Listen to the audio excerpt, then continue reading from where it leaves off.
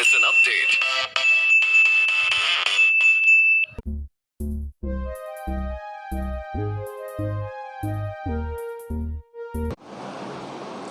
Good morning student. Organic chemistry में general organic chemistry और general organic chemistry के 1 से लेके 25 आपके पास लेक्चर पहुंच चुके हैं। आज है 26 लेक्चर। इसका प्रीवियस जो लेक्चर था आपको रिएक्शन मैकेनिज्म में हम पढ़ रहे थे इलेक्ट्रॉनिक इफेक्ट ऑफ सब्स्टिट्यूट, और वहाँ पढ़ चुके थे इंडक्टिव इफेक्ट और मेसोमेरी इफेक्ट को। लास्ट के जो 2 लेक्चर थे उसमें 24 इंडक्टिव इफेक्ट पर और 25 मेसोमेरी इफेक्ट पर, रेजोनेंस इफेक्ट पर। आज हम नेक्स्ट इलेक्ट्रॉनिक इफेक्ट को लेके आए हैं, वो है हाइपर कॉन्जुगेशन अतिसंयुग्मन प्रभाव, नाथन बेकर इफेक्ट। अतिसंयुग्मन प्रभाव, हाइपर कॉन्जुगेशन। पॉइंट डालें, स्टार्ट करते हैं। Hyper conjugation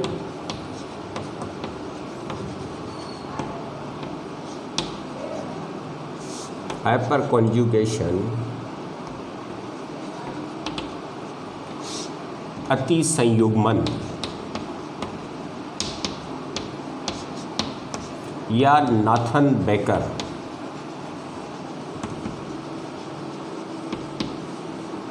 effect. ये प्रभाव क्या है? सिंपल सा है। कार्बन और हाइड्रोजन के मध्य जो आपका सिग्मा इलेक्ट्रॉन है, सिग्मा बॉन्डेड इलेक्ट्रॉन का पाई या इलेक्ट्रोन्यून पॉजिटिव धनावेशित कार्बन की ओर शिफ्ट होना। यहाँ पर कार्बन हाइड्रोजन को मैं लिखूँगा अल्फा हाइड्रोजन का नो बॉन्ड रेजोनेंस में होना, बिना बंध के अनुनाद में होना, अतिसंयुग्मन कहलाता है।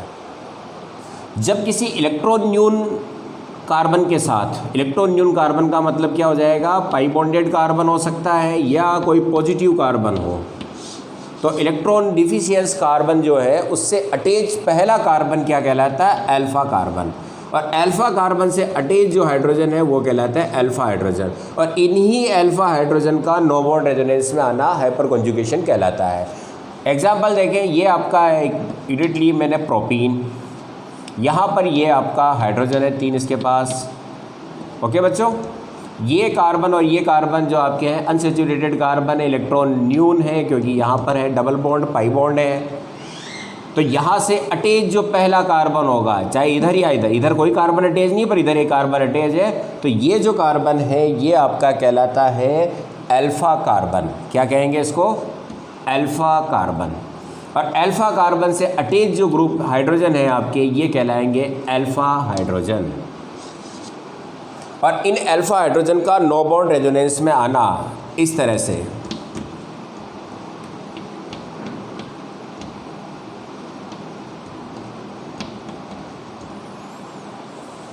ये है आपका हाइपर कॉन्जुगेशन। अब बच्चों इस प्रोसेस को समझें। पहली चीज़ देखें, ये है pi bond. Okay, pi bond का मतलब इलेक्ट्रॉन न्यून है, यहाँ पर इलेक्ट्रॉन की कमी है, इसका मतलब ये मोर इलेक्ट्रॉन नेगेटिव पार्ट होगा इस कंपाउंड का। तो ये पाई इलेक्ट्रॉन क्या होंगे?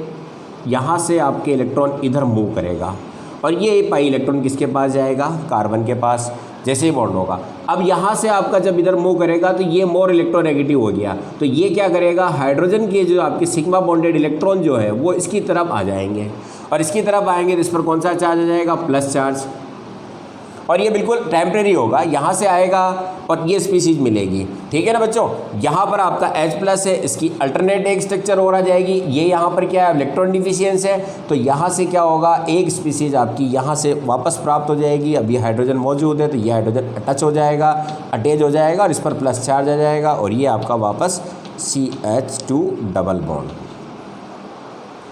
इसी तरह से एक हाइड्रोजन और है, तो तीनों हाइड्रोजन इस तरह से क्या होंगे? नो बॉन्ड रेजोनेंस में होते हैं। नो बॉन्ड रेजोनेंस का मतलब ये यहीं रहेंगे लेकिन जुड़ेंगे हटेंगे, जुड़ेंगे हटेंगे, और इसके कारण आपको इसकी अलग अलग 2 स्ट्रक्चर मिल जाती है। जैसे एक स्ट्रक्चर आपकी होगी ये CH3 CH double bond CH2, और नेक्स्ट स्ट्रक्चर हो जाती है CH2 double bond CH CH3।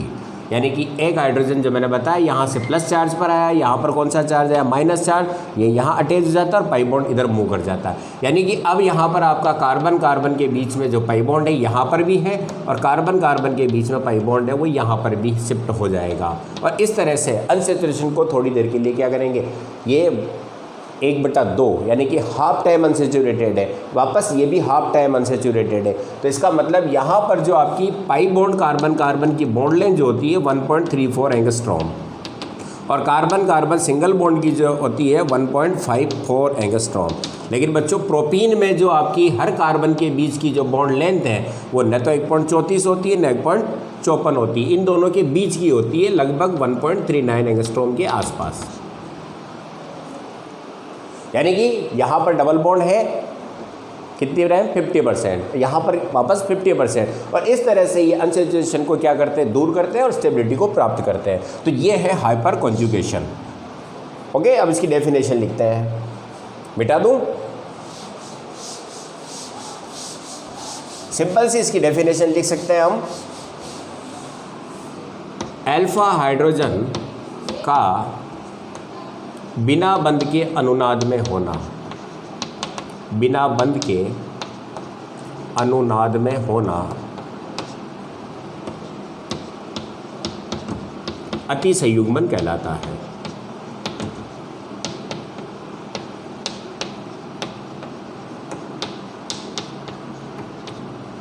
Okay, यानी कि alpha hydrogen no bond resonance,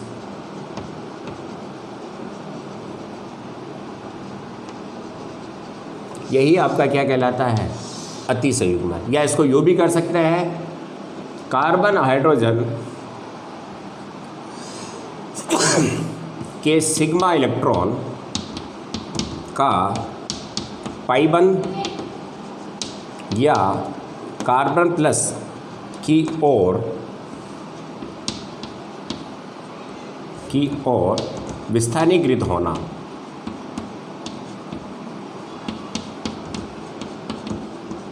H effect कहलाएगा, हाइपर कॉन्जुगेशन कहलाएगा। ओके बच्चों, अब ये कब प्रकट होता है, यानी कि हाइपर कॉन्जुगेशन कब होगा, तो पहली चीज़ है जब कार्बन कार्बन डबल बॉन्ड के साथ कौन प्रेजेंट हो, अल्फा हाइड्रोजन प्रेजेंट हो। सेकंड, C+ के साथ अल्फा हाइड्रोजन प्रेजेंट हो, दोनों इलेक्ट्रॉन डिफिशियंसी स्थिति है। जैसे कि पहला का एग्जांपल मैंने अभी दिया था कि यहाँ पर हाइपर कॉन्जुगेशन होगा, या CH3CH2+, यहाँ पर आपका ये अटैच है, ये अल्फा कार्बन है और इससे अटैच हाइड्रोजन क्या कहलाएंगे, आपके अल्फा हाइड्रोजन। तो इनकी आपको कई कॉनिकल स्ट्रक्चर प्राप्त होती है, यानी कि अनुनादी संरचनाएं प्राप्त होती है, अतिसंयुग्मन संरचनाएं प्राप्त होती है। इस एच इफेक्ट का परिणाम क्या होता है, एच इफेक्ट के द्वारा इलेक्ट्रॉनिक घनत्व बढ़ जाता है, जिससे कि इलेक्ट्रॉन न्यून स्पीसीज जो है उसका स्टेबिलिटी बढ़ेगी, स्थायित्व तो बढ़ जाएगा। ठीक है ना। जैसे कि आपका अगर बात करें एथीन की और बात करें प्रोपीन की, तो यहाँ पर हम कहेंगे कि एथीन की तुलना में प्रोपीन ज़्यादा स्टेबल होगा, क्योंकि यहाँ पर क्या है 3 अल्फा हाइड्रोजन है और ये कौन सा इफेक्ट डालेंगे, एच इफेक्ट, जिसके कारण इलेक्ट्रॉनिक घनत्व तो बढ़ेगा। तो चूंकि इलेक्ट्रॉन न्यून होते हैं एल्कीन और इनमें इलेक्ट्रॉनिक घनत्व तो बढ़ने के साथ साथ इनकी स्टेबिलिटी बढ़ जाती है। इसका आगे का देखें उदाहरण, अगर आप 2 ब्यूटीन देखें, 2 butene CH3 CH double bond CH CH3, यहाँ पर अल्फा हाइड्रोजन की संख्या 3 इधर है और अल्फा हाइड्रोजन 3 इधर, यानी कि 6 अल्फा हाइड्रोजन है। तो दोनों तरफ से हाइपर कॉन्जुगेशन ज़्यादा संरचनाएं प्राप्त होगी, तो ये प्रोपीन की तुलना में ये ज़्यादा स्टेबल होगा। ओके, चलो इसका स्क्रीनशॉट ले लो, मिटा दूँ।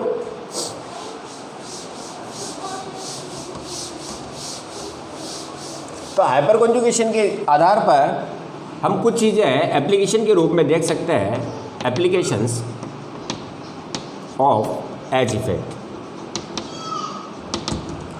पहला जो है कार्बोनियम आयन की स्टेबिलिटी को समझा सकते हैं।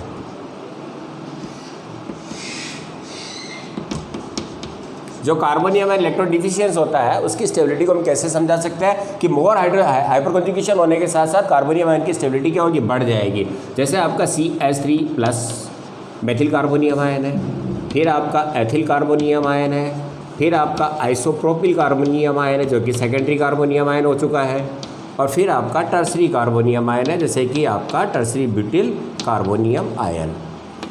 अब बच्चों यहाँ पर बात करें तो कोई भी अल्फा हाइड्रोजन नहीं है। यहाँ पर 3 अल्फा हाइड्रोजन है, यानी कि 3 इसकी कॉनिकल स्ट्रक्चर प्राप्त होगी, ठीक है। उसके बाद यहाँ पर इसकी हाइड्रोजन की संख्या 3 और 3, ये अल्फा हो गए दोनों, तो 6 अल्फा हाइड्रोजन है, और यहाँ पर 9 अल्फा हाइड्रोजन है, यानी कि यहाँ पर अतिसंयुग्मन की जो संरचनाएँ होगी वो ज़्यादा प्राप्त होने वाली है। तो हम कहेंगे स्टेबिलिटी सबसे ज़्यादा किसकी होगी, टर्सरी की होगी, ठीक। सेकंड चीज़, बॉन्ड लेंथ को डिटरमाइन कर सकते हैं, बॉन्ड लेंथ की डिटर्मिनेशन में। जैसे मैंने अभी एग्जांपल बताया CH3 CH double bond CH2, यहाँ पर कार्बन कार्बन और डबल बॉन्ड कार्बन, यहाँ पर इसकी बॉन्ड लेंथ 1.54 एंगस्ट्रॉम होनी चाहिए और यहाँ पर 1.34 एंगस्ट्रॉम होनी चाहिए, किंतु यहाँ पर सभी कार्बन की बॉन्ड लेंथ क्या होती है, दोनों की मिड होती है 1.39 एंगस्ट्रॉम। ओके, तो यहाँ पर हम कंपेयर कर सकते हैं CH2 डबल बॉन्ड CH2 और एक आपका है CH3 CH double bond CH2, तो बॉन्ड लेंथ किसकी ज़्यादा होगी, तो यहाँ पर बॉन्ड लेंथ कितनी होगी 1.34, यहाँ पर ज़्यादा होगी इसकी। क्लियर है। और अगर इसका कंपेयर करते हैं तो इसकी और ज़्यादा हो जाएगी जो कि अनसेचुरेटेड नहीं है, सेचुरेटेड है, तो बॉन्ड लेंथ इसकी होगी 1.54। तो ये आपका बॉन्ड लेंथ का ऑर्डर रहेगा। तो पाई बॉन्ड के जो बॉन्ड लेंथ होती है अगर वह हाइपर कॉन्जुगेशन में हो तो बॉन्ड लेंथ क्या होती है, सिग्मा और पाई के मध्यवर्ती हो जाती है। एक और एप्लीकेशन देखते हैं इसकी फ्री रेडिकल के लिए कि फ्री रेडिकल की स्टेबिलिटी को भी समझा सकते हैं हम, क्योंकि फ्री रेडिकल में जो मुक्त कार्बन है वो आपका क्या है, जैसे कि आपका यही ले रहा हूँ मैं, मेथिल प्लस की जगह यहाँ पर क्या लगा देंगे हम फ्री रेडिकल के लिए, यहाँ पर आपका एक मुक्त इलेक्ट्रॉन होगा, प्राइमरी सेकेंडरी टर्सरी, ठीक है ना। तो इसकी कोई भी अल्फा हाइड्रोजन नहीं है तो कोई आपकी अतिसंयुग्मन संरचना प्राप्त नहीं होगी, किंतु यहाँ पर होगी CH और इसकी अगली स्ट्रक्चर क्या हो जाएगी CH।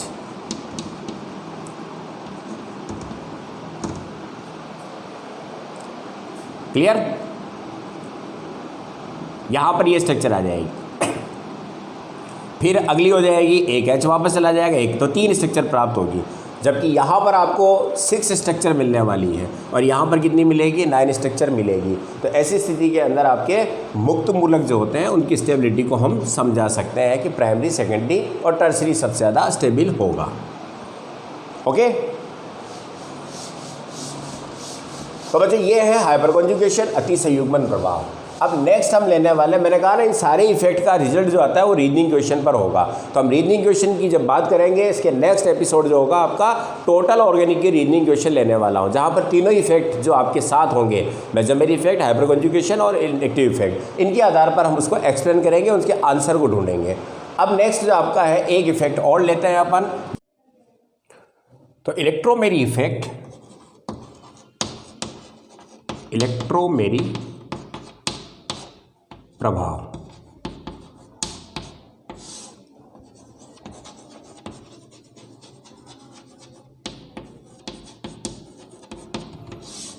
बच्चों ये प्रभाव अनस्टेबल है, अस्थायी प्रभाव होता है। पहली चीज तो क्या है, ये अनस्टेबल है, यानी कि अस्थायी रूप से उत्पन्न होता है।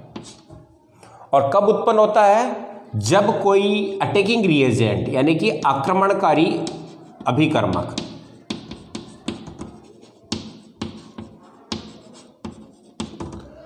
अटैकिंग रिएजेंट जो होता है वह अटैक करता है किस पर, पाई बॉन्डेड कार्बन पर, यानी कि वे यौगिक जिनके अंदर कार्बन के साथ डबल बॉन्ड हो, यानी कि sp2 हाइब्रिड कार्बन होना चाहिए। तो डबल बॉन्ड जब होता है तो पाई इलेक्ट्रॉन जो होंगे, जैसे कि आपका ये आपका एल्कीन है और यहाँ पर आपका ये डबल बॉन्ड है, और जब इस पर कोई समूह आता है, वो फॉर एग्जांपल कोई इलेक्ट्रोफाइल आया है, न्यूक्लियोफाइल है, जैसे कि HBr का एडिशन करवाते हैं हम, तो पहले मैंने H का करवाया, तो जैसे ही आप H का एडिशन होगा तो यहाँ पर क्या होगा, पाई इलेक्ट्रॉन अब मूव करने वाले हैं, जैसे कि H इस कार्बन पर जुड़ रहा है, तो जैसे ही आपका ये H+ है, यानी कि इलेक्ट्रॉन खींचने वाला है, इलेक्ट्रोफाइल है ये, तो ये पाई इलेक्ट्रॉन जो थे यहाँ पर, इनको अपनी ओर इसने क्या किया, खींच लिया है। तो इलेक्ट्रॉन जो पाई यहाँ पर सेंटर में थे वो किधर मूव कर गए, इस कार्बन की ओर, और इस पर कौन सा चार्ज आ जाएगा, अब आपका प्लस चार्ज आ जाएगा। तो पाई इलेक्ट्रॉनों का डीलोकेलाइज हो जाना, या तो जिधर आपका रिएजेंट जुड़ा है उसी तरफ, यानी कि जिस कार्बन से रिएजेंट आकर जुड़ रहा है उस कार्बन की ओर पाई बंधों का विस्थानीकृत होना, ये आपका कहलाता है प्लस ई इफेक्ट, धनात्मक इलेक्ट्रोमेरी प्रभाव। अब इसी केस को हम दूसरी तरफ से देखते हैं, जैसे कि C डबल बॉन्ड O है और यहाँ पर अटैक, क्योंकि यहाँ पर ये आपका पोलर पाई बॉन्ड है तो प्लस और माइनस होगा, ठीक है ना। तो यहाँ पर आपका एक न्यूक्लियोफाइल आता है, जैसे कि ब्रोमीन न्यूक्लियोफाइल को मैं यहाँ पर अटैक करवा रहा हूँ, तो ये अटैकिंग रिएजेंट है। तो यहाँ पर अब आपका ये प्लस चार्ज है तो Br किधर जुड़ेगा, इधर, किंतु ये जो पाई इलेक्ट्रॉन है, ऑक्सीजन मोर इलेक्ट्रोनेगेटिव होने के कारण किधर इलेक्ट्रॉन मूव करके पाई के इसके पास, और इस पर कौन सा चार्ज आ जाएगा, नेगेटिव चार्ज। तो ये तब उत्पन्न होता है जब कोई अनसैचुरेटेड कंपाउंड के ऊपर क्या करता है, कोई रिएजेंट अटैक करता है, और जब रिएजेंट अटैक करता है तो पाई इलेक्ट्रॉनों का विस्थानीकृत होना क्या कहलाता है, आपका इलेक्ट्रोमेरी इफेक्ट होगा। और ये दो प्रकार का होगा, एक प्लस ई इफेक्ट होता है और एक माइनस ई इफेक्ट होता है। प्लस ई कब मानेंगे इसको, जिस कार्बन पर आपका अटैकिंग रिएजेंट जुड़ रहा है, अगर उसी ओर पाई इलेक्ट्रॉन मूव करते हैं, उसी कार्बन की ओर, यानी कि जो जुड़ने वाला समूह है उसकी तरफ ही अगर आपका पाई इलेक्ट्रॉन मूव करता है तो ये कहलाएगा प्लस ई इफेक्ट।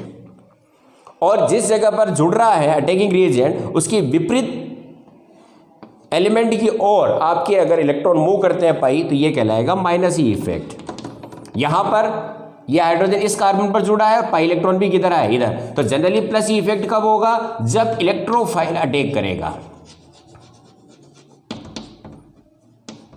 और माइनस ई इफेक्ट कब होगा, जब कोई न्यूक्लियोफाइल अटैक करता है, यानी कि इलेक्ट्रॉन न्यून स्पीसीज अगर जुड़ती है तो इलेक्ट्रॉन उसी की तरफ मूव करेंगे, प्लस ई इफेक्ट होगा। और अगर इलेक्ट्रॉन रिच यानी कि न्यूक्लियोफाइल जुड़ता है तो इलेक्ट्रॉन उसके अपोजिट जाएंगे, जिधर रिएजेंट जुड़ रहा है उसके विपरीत जो एलिमेंट है पाई बॉन्ड के साथ जुड़ने वाला, उसकी ओर इलेक्ट्रॉन मूव करता है, तो ये माइनस ई इफेक्ट कहलाएगा। तो ये क्या होगा, आपका अनस्टेबल इफेक्ट है, और किन में उत्पन्न होगा, जिनके अंदर पाई इलेक्ट्रॉन होते हैं, यानी कि sp2 या sp हाइब्रिड कार्बन पाया जाता है, तो वहां पर ये पाई इलेक्ट्रॉनों का मूवमेंट होना। ओके, तो डेफिनेशन क्या हो जाती है, यह अस्थायी प्रभाव है जो आक्रमणकारी रिएजेंट के जुड़ने पर उत्पन्न होता है।